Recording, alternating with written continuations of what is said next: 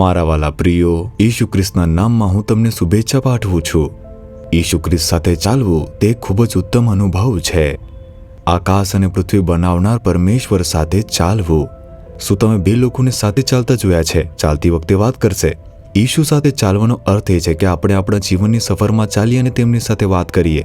ઈસુ સાથે ચાલવું, આપણે તેમની સાથે વાત કરીએ અને તે આપણી સાથે વાત કરે, તે મહત્વપૂર્ણ છે. શું તમે આજે પરમેશ્વર સાથે વાત કરી? શું તમે તેમને તમારી સાથે વાત કરતા સાંભળ્યા? તેના માટે પ્રાર્થના છે. જ્યારે આપણે પ્રભુની હાજરીમાં એકલા બેસીએ છીએ, પ્રભુ આપણી સાથે વાત કરે છે, આપણે તે અનુભવીએ છીએ. જ્યારે આપણે વચનનું મનન કરીએ છીએ, પ્રભુ તેમાંથી વાત કરે છે અને આપણે પ્રાર્થના કરીએ છીએ. આપણે આપણું હૃદય ખોલી શકીએ છીએ, પ્રભુ સાથે વાત કરી શકીએ છીએ. તો જ તેનો અર્થ એ થાય છે કે આપણે પ્રભુને સાથે ચાલવાનો અનુભવ કરીએ છીએ. પરમેશ્વર ઈચ્છે છે કે આ અનુભવ પણ તમને મળી શકે. બીજા કોઈને બતાવવા માટે, ખાલી નામ માટે પ્રાર્થના કરવું ખ્રિસ્તી જીવન નથી. તે પ્રભુ સાથેનો એક સંબંધ છે. એટલા માટે પ્રભુ તમને પ્રોત્સાહન આપી રહ્યા છે. આજે પ્રભુ પાસે મારા માટે શું વચન છે? શું તમે એવી રીતે વિચારી રહ્યા છો? ઉત્પત્તિ તેના 17મો અધ્યાયનું પહેલું વચન. યહોવાએ ઇબ્રામને દર્શન આપ્યું ને તેને કહ્યું, સર્વ સમર્થ ઈશ્વર હું છું, તું મારી સમક્ષ ચાલ ને પરિપૂર્ણ થા. આમ પ્રભુ કહે છે.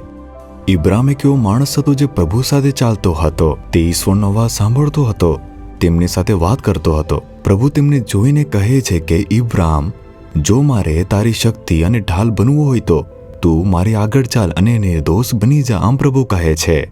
નિર્દોષ બનો એટલે શું છે? બી બ્લેમલેસ. જેની પાસે કોઈ પણ દોષ નથી તે રીતે જીવવું. આમ પ્રભુ કહે છે. આપણે જે દુનિયામાં રહીએ છીએ તેમાં આપણે એક પરિવાર સાથે રહીએ છીએ. આપણે ઓફિસમાં જઈએ છીએ, આપણે જે અભ્યાસ કરીએ છીએ, દરેક વ્યક્તિ અલગ અલગ નોકરીમાં કાર્યરત છે. સમાજ જે છે તે આપણને જુએ છે. તેથી આપણે તે સમાજની વચ્ચે નિર્દોષ જીવન જીવવું જોઈએ.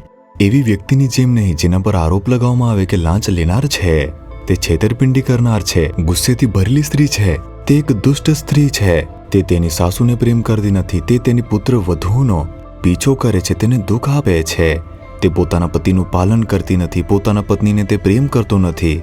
આપણે એવી રીતે ન જીવવું જોઈએ જ્યાં બીજા આપણને દોષ આપે. આપણું જીવન તે દોષ રહિત જીવન હોવું જોઈએ. તે એવી રીતે ન હોવું જોઈએ કે જેનાથી બીજા આપણને દોષી ઠેરવી શકે. આપણે આપણા જીવન માટે પોતાને સમર્પિત કરવું જોઈએ. તે એક જ દિવસમાં આવશે નહીં. આપણે પ્રભુની હાજરીમાં સતત પ્રાર્થના કરવી જોઈએ અને પ્રભુની સમક્ષ રહેવું જોઈએ અને પ્રભુની નજરમાં નિર્દોષ જીવન જીવવું જોઈએ. મારી સમક્ષ ચાલો અને તમે નિર્દોષ બની રહો. આમ પ્રભુ કહે છે. લોકોને કંઈ પણ કહેવા દો, તે અર્થહીન વસ્તુ રહેશે. શું આપણે પ્રભુની સમક્ષ પ્રભુની નજરમાં નિર્દોષ છીએ? તે ખૂબ જ મહત્વપૂર્ણ બાબત છે. આપણે તેના પર ધ્યાન આપવું જોઈએ. આપણે પ્રભુને કહેવું જોઈએ, મારે રોજ તમારી સમક્ષ નિર્દોષ જીવન જીવવું જોઈએ પ્રભુ. અને એમ કહીને પોતાને તમારે પ્રતિબદ્ધ કરવું જોઈએ. પ્રભુ, મારે રોજ નિર્દોષ જીવન જીવવું જોઈએ. હું પોતાને સમર્પિત કરું છું. પ્રભુ તમને સુંદર રીતે માર્ગદર્શન આપશે. પ્રભુ તમને એવું જીવન આપશે જેનું કોઈ દોષી ઠેરાવી શકે નહીં. શું તમે આજે કહેશો, હે પ્રભુ, મારે હંમેશા તમારી સમક્ષ એક નિર્દોષ જીવન જીવવું જોઈએ? એવી રીતે કહીને તમે પોતાની જાતને પ્રતિબદ્ધ કરો છો. પછી પ્રભુ કહેશે કે હું તમારી શક્તિ છું અને તમારી એક મહાન ઢાલ છું. તેનો અર્થ શું છે? હું તમારો રક્ષક છું અને કોઈ તમને કંઈ પણ કરી શકશે નહીં. લોકો અને તેમની ધમકીઓ તરફ જોઈને તમે નિરાશ થશો નહીં અથવા તો ડરશો નહીં. હું તમારી સાથે છું. આમ પ્રભુ કહે છે.